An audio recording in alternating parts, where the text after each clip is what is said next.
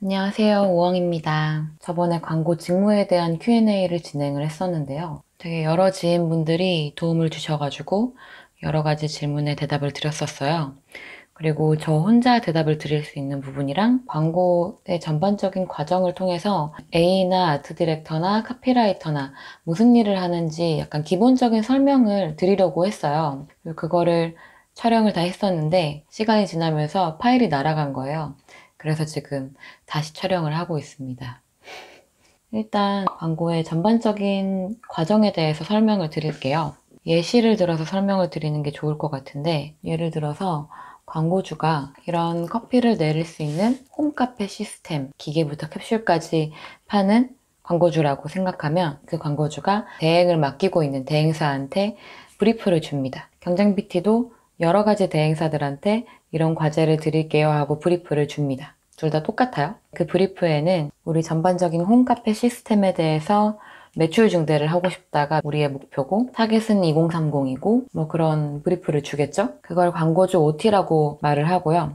그 광고주 OT에 A가 다녀오면서 브리프에 대해서 해석을 하고 제작팀과 다른 유관부서들과 함께 미팅을 하면서 이런 PT가 시작이 됐습니다 라고 얘기하는 게 킥오프라는 과정이 있고, 이때까지 기획 OT를 드릴게요. 이때까지 제작을 마무리해서 회의를 하고 이때까지 임원 리뷰를 합시다 라고 이야기하는 일정을 이제 협의를 하는 거예요. 킥오프에서. 일정 협의가 끝나면 A는 이제 기획 방향을 열심히 정리를 합니다. 제가 예전에 함께 일하시던 분이 강의에서 설명을 하셨는데, 제작 사람들이 요리사라고 생각하면 A는 재료사라고 보면 된대요. 어떤 재료를 가지고 요리를 할 건지 정하는 과정부터 A가 담당을 하는 거죠. 그래서 이 재료를 가지고 어떤 식으로 요리를 할 건지는 제작이 정하게 되는 거고요. 간단히 설명하면 그렇게 볼 수 있을 것 같은데, 아까 커피를 예시로 들었으니까 매출 증대를 위해서는 어떤 걸 해야 될까? 자사 분석부터 경쟁사 분석, 타겟 분석을 통해서 어떤 방향을 도출해낼까를 고민하는 게 A예요. 예를 들어서 요즘 시국에 코로나 때문에 카페를 잘 가지 못하는 분들을 위해서 집에서 즐길 수 있는 최상의 홈카페다, 뭐 이런 방향을 가져왔어요. 밖에 나가지 않아도 정말 최상의 커피를 집에서 먹을 수 있습니다, 뭐 이런 식으로 방향을 가져오는 거예요. 그럼 그 방향을 열심히 정리를 해가지고 제작들과 함께 기획 OT를 드립니다. 이런 방향을 설명을 드리고 제작도 이 기획 방향에 대한 뭐 질문이나 뭐 어떤 식으로 시안을 만들어서 가져갈 건지 제작 과정에 대한 이야기도 함께 나눠서 회의를 한 뒤에 제작 회의를 시작합니다. 이때 들어가는 시안의 종류에 따라서 하는 일이 조금씩 달라질 수도 있는데요. 시안은 러프 콘티가 있고 컬러 콘티가 있고 맥 콘티가 있고 애니메틱이 있어요. 다른 게 더 있을 수도 있지만 일단 이 네 가지로 설명을 드리면, 러프 콘티 같은 경우는 흑백 콘티, 흑백으로 그림을 그려서 가져가는 스토리보드라고 생각하시면 돼요. 그리고 컬러 콘티는 여기에 색을 입힌다고 생각하시면 되고, 맥 콘티는 맥으로 합성해서 CG를 해가지고 그 스토리보드를 만들어서 가져간다 라고 생각해 주시면 되고, 애니메틱은 아예 영상을 만들어서 가져가는 거예요. 콘티나 뭐 영상 같은 게 다 장단점이 있는데, 러프 콘티 같은 경우는 가장 큰 장점은 시간과 돈이죠. 빠른 시간 내에 그림을 그릴 수 있고 가격도 훨씬 쌉니다. 그리고 조금 더 자유도가 있어요. 그림을 그리는 거다 보니까 뭐 A 모델이 춤을 추고 있다, 막 이런 것들 다 그림을 그려가지고 뭐 태풍이 일어난다, 뭐 이런 거 그림을 그려서 가져가면 자유도가 훨씬 높겠죠. 단점으로 치면은 광고주의 이해도에 따라서 그리고 깊이감에 따라서 와닿지 않을 수 있어요. 이해도가 조금 많이 떨어지는 광고주 같은 경우에는 흑백 콘티로 가져가면 우리 광고 흑백으로 찍나요? 라고 물어보시는 분도 실제로 있었다고 들었어요. 그림으로 그려갔을 때 저는 어떤 느낌인지 잘 모르겠어요 라고 하는 광고주가 다수 있는 편이에요. 그래서 이제 플러스 돼서 컬러 콘티라고 해서 색깔을 칠해서 가져가는 경우도 있고, 이제 맥 콘티로도 많이 들어가는데, 맥 콘티는 특정한 모델을 정했을 때 그 모델로 합성을 할 수가 있잖아요. 예를 들어서 모델로 유연석 씨를 썼을 때 유연석 씨가 커피를 마시는 장면을 커피를 마시는 사람에다가 얼굴을 유연석 씨로 합성을 해서 이런 그림이 나올 수 있습니다 하고 보여주는 거죠. 장점은 말 그대로 이해도가 조금씩 높아지고요. 그리고 어떤 분위기로 보여질지 예상이 더 가능하다, 이해도가 더 쉬워진다. 근데 이제 단점 같은 경우는 가격이 훨씬 더 높아집니다. 러프 콘티보다 가격이 훨씬 더 높아지고 시간도 조금 더 오래 걸리고,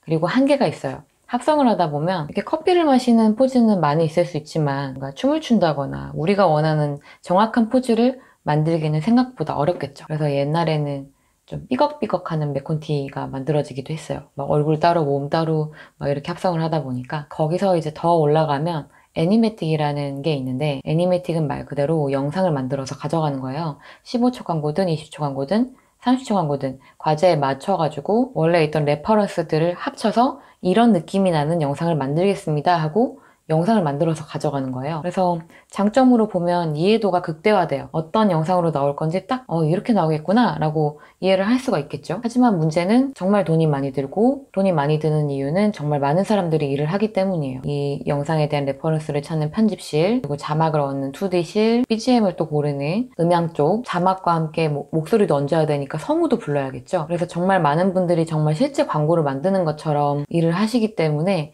돈이 훨씬 많이 들고 제작을 하는데 시간도 훨씬 많이 듭니다. 아무튼 시안을 어떻게 만들 건지 정하고 나서 제작 회의가 시작이 돼요. 길게는 일주일, 짧게는 하루 이틀 정도 주어진 시간에 아이디어를 내고요. 커피가 집에서 즐길 수 있는 최상의 커피다 라는 걸 어떻게 보여줄까 라는 방법을 생각하는 거예요. 아트 디렉터든 카피라이터든 관계없이, 구분 없이, 사원이든 대리든 책임이든 다 상관없이 아이디어를 제 개인적으로 내고 준비를 하는 겁니다. 송을 만들 수도 있고요. 아니면 이 커피를 가지고 콜라주를 할 수도 있고요. 재밌는 카피를 쓸 수도 있고 뭔가 색다른 레퍼런스를 가져와서 그림으로 보여줄 수도 있고 아이디어를 PPT에 정리를 해서 팀 아이디어 회의 날에 발표를 합니다. 발표하는 건 저의 브이로그에서 되게 많이 보셨을 것 같아요. 그 발표를 통해서 이제 CD님이라고 해서 크리에이티브 디렉터 우리 팀장님이죠. CD님이 아이디어가 좋았고 이 카피랑 이 그림이랑 합쳤으면 좋겠다 이런 정리를 같이 해요. 팀원들도 이제 의견을 얘기해서 회의가 끝나면 아이디어를 골라서 디벨롭 회의를 하든지 아니면 여기서 정리를 합니다. 그 이후부터는 카피라이터나 아트 디렉터의 역할이 조금씩 나눠지는데요. 그림에 대한 디벨롭이 필요했을 때는 아트 디렉터가, 카피에 대한 디벨롭이 필요했을 때는 카피라이터가 이제 일을 하게 되는 거죠. 그래서 러프 콘티 같은 경우는 그림을 그리는 작화 발주를 줘야 하니까 그 작화 발주를 주는 게 아트 디렉터의 역할이고 콘티 같은 경우도 CG 업체에다가 발주를 드려요. 직접 합성을 하는 게 아니고 이렇게 합성을 해주세요 라고 설명을 하는 역할을 합니다. 그리고 애니메틱 때 같은 경우는 아트 디렉터는 자막이라든가 레퍼런스라든가 이런 부분에서 같이 디렉션을 주는 역할을 하고 카피라이터 같은 경우는 이제 성우도 나오고 음악도 나오기 때문에 이쪽에 전반적인 관여를 하면서 디렉션을 합니다. 이 과정에서 AE와 제작팀은 계속 소통을 하면서 서로 이런 부분은 고쳤으면 좋겠다, 이런 부분은 기획서와 맞췄으면 좋겠다 소통을 하면서 일을 진행을 합니다. 그러다가 임원 리뷰나 대표 리뷰, 그러니까 이 회사의 내부 리뷰를 준비를 하면서 임원분들이나 대표님이 소비자의 입장에서, 광고주의 입장에서 생각하는 부분들을 수정을 주시거나 피드백을 주세요. 이제 같이 고쳐나가면서 광고주한테 제시를 하는 걸 준비를 하는 거죠. 현업이나 PT나 거의 이 과정은 다른 점이 없고요. 그래서 이렇게 제출을 하게 되면 경쟁 PT 같은 경우는 광고주한테 이제 프레젠테이션을 하고 광고주가 어떤 대행사랑 함께 일을 하겠습니다 라고 선정을 하게 되면 이제 현업으로 계속 이어지게 되는 거고요. 현업 같은 경우는 A, B, C 라인 중에서 B 라인이 좋네요 하게 되면 B 라인으로 TBC든 인쇄든 진행을 준비를 하게 됩니다. 촬영을 진행한다고 할게요. 그러면 이제 PT 때부터 감독님과 함께 준비를 하는 경우도 있고 제작 확정을 한 다음에 감독님을 섭외하는 경우도 있어요. 프로덕션과 감독님과 함께 미팅을 하면서 저희가 이런 과정을 통해서 이런 아이디어를 냈고 광고주의 피드백은 이랬습니다. 그리고 우리는 이렇게 발전을 해서 광고를 만들겠습니다. 부탁드려요 하고 발주를 드려요. 그럼 이제 프로덕션이랑 감독님이 함께 실제로 어떻게 촬영을 할 건지, 어떻게 디벨롭을 할 건지 이런 이야기를 회의를 통해서 준비를 하시고 저희한테 감독 트리트먼트와 PPM을 하십니다. 감독 트리트먼트에서는 뮤비를 찍는다고 하면 어떤 배경에서 어떤 톤 앤 매너로, 어떤 레퍼런스로 이런 느낌으로 촬영을 하겠습니다까지 정말 디테일하게 짜오세요. 그러면 이런 거 좋은 것 같아요. 피드백을 드려서 수정과 협의를 갖춰서 실제로 어떻게 촬영할 건지 PPM을 또 준비를 해오십니다. 프리 프로덕션 미팅이라고 해요. 거기서는 어떤 모델을 쓸 건지 서브 모델이나 어떤 소품이나 의상이나 실제 로케이션은 어디인지 이런 것까지 다 준비를 해서 대행사 PPM을 해주시는 거예요. 그러면 실제로 이렇게 갈 건지 수정을 할 건지 저희 대행사와 감독님과 프로덕션과 다 같이 회의를 통해서 확정을 하고 그 확정한 거를 광고주한테 PPM을 합니다. 그게 확정이 되면 이제 촬영이 진행이 되는 거고요. 여기서 인쇄 촬영을 하게 되면은 인쇄에 대한 전반적인 제작은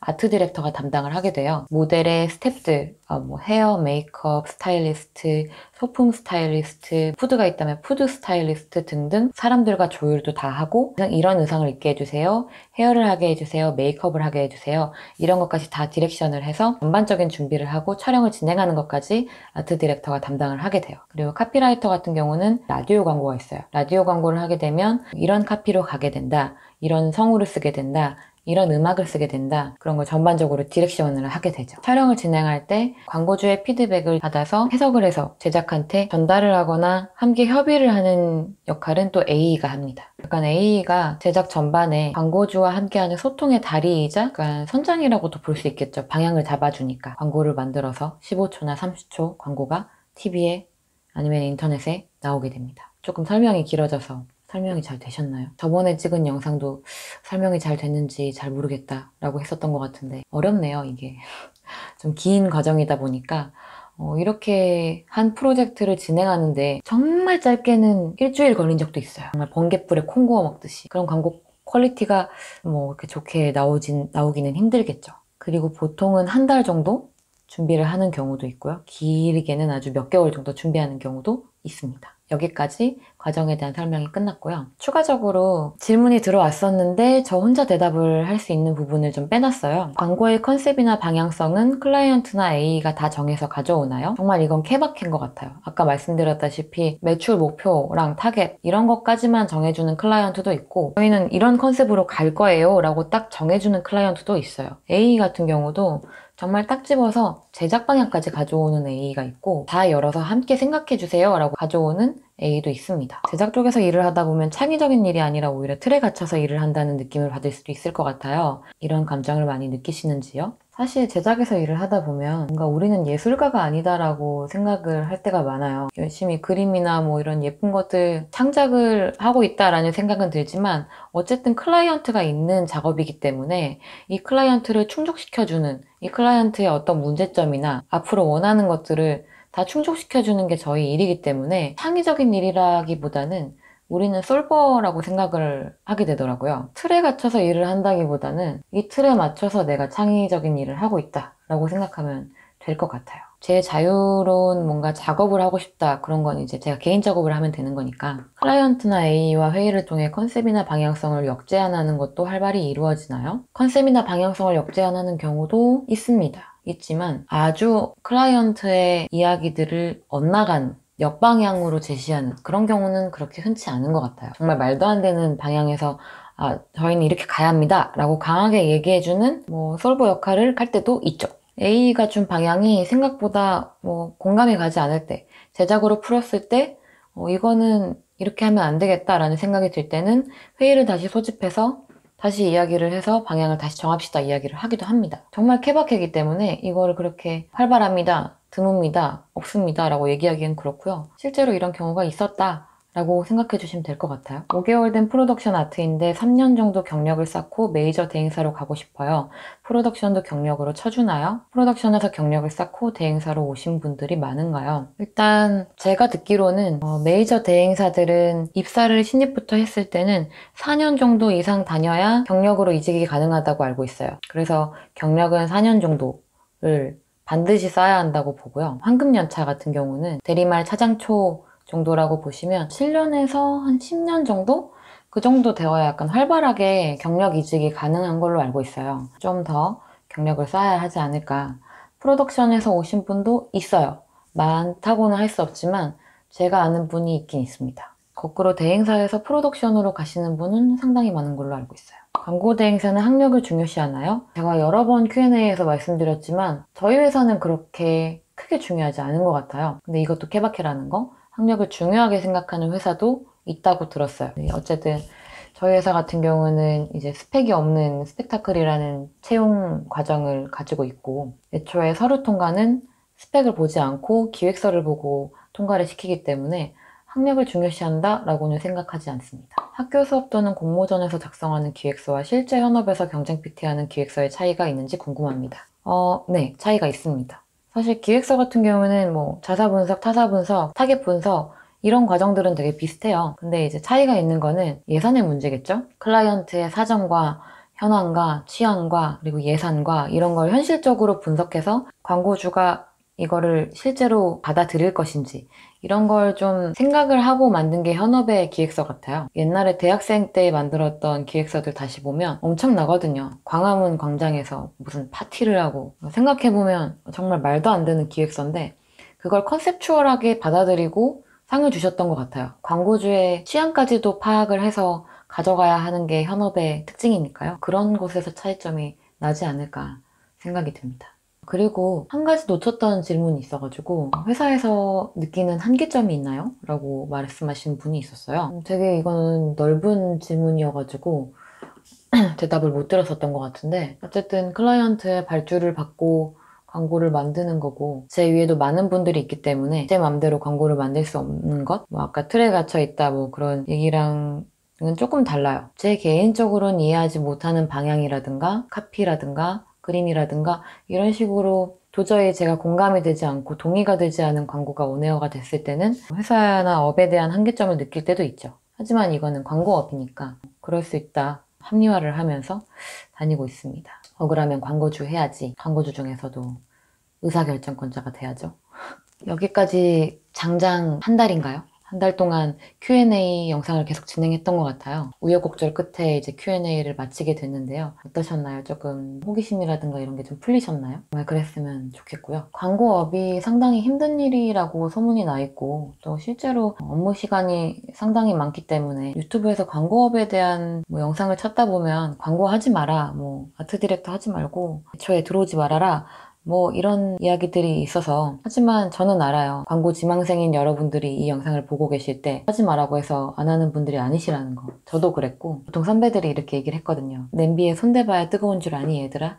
라고 얘기를 하셨는데 이 업이 그런 것 같아요. 냄비에 손대봐야 아 이게 뜨겁구나 힘들구나 라고 알게 되는 업이 아닐까. 그래서 한번 들어오셔서 광고가 재밌구나, 할만한데? 라고 하신 분들은 열심히 다니셨으면 좋겠고 아 여기 내 길이 아닌 것 같은데? 라고 생각했다면 다니고 나서 다른 길을 찾는 것도 뭐 가능할 테니까 여러분이 가고 싶은 길을 최대한 응원할 수 있는 그런 영상을 만들고자 이런 Q&A를 진행을 했었고요. 앞으로도 댓글이나 메일이나 다이렉트도 괜찮으니까 질문을 보내주시면 실시간으로 답변 드리도록 노력해 보겠습니다. 지금까지 영상들 다 잘 봐주셔서 감사합니다.